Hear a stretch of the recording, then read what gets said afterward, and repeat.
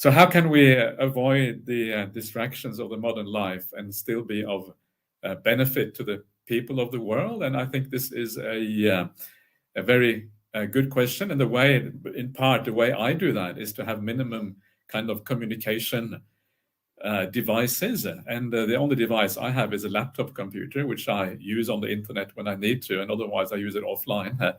And that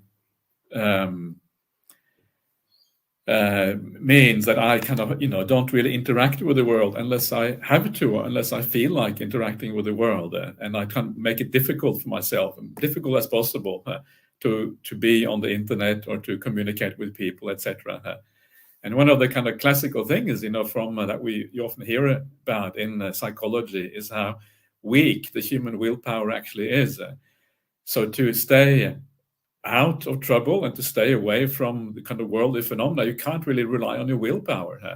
And if you can't rely on the willpower, well, what you have to rely on is you have to rely on your wisdom power. You have to put kind of barriers in place for accessing the world, which makes it more likely that you will be able to kind of hold back on having too much access to things. So, have certain times when your internet is on, and apart from that, you make sure you don't even have access to it. And, if you have access to it, then as soon as a little bit of discontentment arises in the mind, or you have a little bit of suffering or whatever, then you tend to go to a place where you think that there is not going to be any suffering, which, we go to the kind of place of least resistance, which often means the internet, and you do whatever that you want to do on the internet just to get a distraction from the problems or the discontent that you have. So to avoid that, you have to make it difficult to access things, make it hard for yourself to get access, and then you are on the right track. And very often the best way, I think, to be a teacher is not necessarily have to interact all that much with people. It's kind of one of the fascinating things. The greatest teacher in history is obviously the Buddha, as far as Buddhism is concerned. And yet we don't have any direct access to the Buddha. And yet just reading his suttas in the present day is what kind of sustains us. In the same way, you don't have to have a very massive presence on the internet to be of help.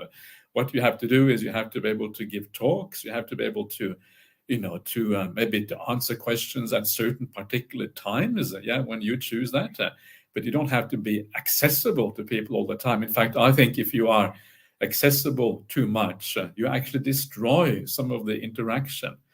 Part of the idea of being able to interact with a monastic is that the monastic has a certain feeling about them. They have a certain peacefulness in their demeanor. They have a certain way of speaking which is kind of coherent and consistent, and which reveals this inner qualities that are different from what most people in the world have. And that is what is kind of inspiring about the monastic. So the main thing is that you look after and you ensure that you kind of that you have those inner qualities.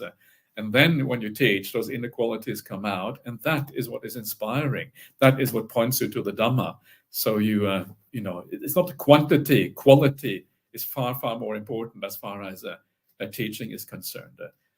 And those people who are ready, those people who are, who are able to see such things as the inner qualities through the way you act, through the way you are, they will get it. And those people who don't get it, well, it doesn't matter so much, because they may not have the maturity or the wisdom, or they may not have come to that point yet where they're able to appreciate those qualities that actually matter and are really important on the